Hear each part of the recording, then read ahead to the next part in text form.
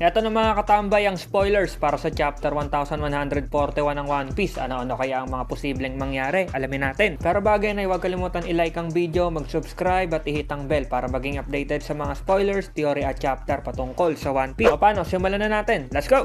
Konting recap muna sa nakaraang chapter. Doon nga ay nasaksihan natin ang laban nila Scapper at ni Luffy. At sa nakita nga natin ay maganda yung laban. Hindi nga makapalag sila Luffy, pero nung nakita ni Scapper na nag-gear pip si Luffy at sasali na nga si Zoro, ay ibang usapan na nga. Sumuko nga agad si Scapper at binigay ang susi kay Luffy. At sinabi nga ni Scapper na kapag paalis na sila Luffy at okay ang Elbap ay kitain nga daw siya. Pero hindi nga alam ng mga to na may nagbabadyang panganib na mangyayari sa Elbap. Dahil dumating na nga ang dalawa pang God's Knight na sila Saint Gillingham at si Saint Summers. Pareho nga mukhang malakas itong mga bagong God's Knight na ipinakilala. At sa chapter din na to ay nasabi nga ni Shamrock na gagawa sila doon ng isang laro na ang palagay nga ng marami ay gagawa ng panibagong death game sila Shamrock. At ito nga ang God Valley 2.0 ng era nila Luffy. Yan ang mga nangyari sa nakaraang chapter nito, kaya ano ang mga malalaman natin. Ang title nga para sa parating na chapter ay Older Woman. Hindi pa sure kung ito talaga ang title, kaya abang-abang pa din tayo. Ito na ang spoilers. Ayon dito ay itong si Ripley nga daw ay may pinakita kay Frankie. Ito nga daw ay ang sanga nung napakalaking Adam Tree. At yung sanga na yon ay tinamaan nga daw nung malakas na kidlat. Kaya kailangan daw itong tanggalin. Mukhang may mauuwing mga kahoy galing sa Adam Tree itong si Frankie. Konting upgrade kaya ito sa Sunny. Sa kabilang banda ay itong si Nami nga, buhat sa nangyari sa Aurus Castle ay nakabalik na doon sa party ng mga Giants. At sinamahan nga niya yung lasing na si Usopp. Tinanong nga bigla ni Usopp si Elder Harul dito kung ano daw ang tipo nito sa babae. Sabi naman nitong si Harul ay yung matanda daw katulad niya. At nagtawanan nga ang mga ito, lap trip. Kasabay nito, dinala na nga ni Road yung mga sugatang mga Giant na galing sa castle at ginamot nga ni Gerd yung mga yon. Pero binugbog naman nito si Road dahil duda nga ito sa nangyari, lap trip. Si Sanji nga ay tumutulong dito kay Gerd. Eto na, itong sila Luffy at si Zoro nga daw pagkatapos ng laban sa castle ay dumiretso na nga ang mga ito doon sa Underworld. At dito nga nag-uusap ang dalawa kung papakawalan ba talaga nila itong si Loki o hindi. Pero habang nag-uusap yung dalawa, papunta na pala doon itong crew ni Hyrodin sakay ng isang floating ship. Dahil sa pagmamadali, nalaglag nga sila Hyrodin pababa doon sa Underworld para nga din pigilan sila Luffy. Napakawalan nga si Loki pero huli na nga ang lahat dahil itong si Zoro napakawalan na pala si Loki. End of the chapter. No break next week.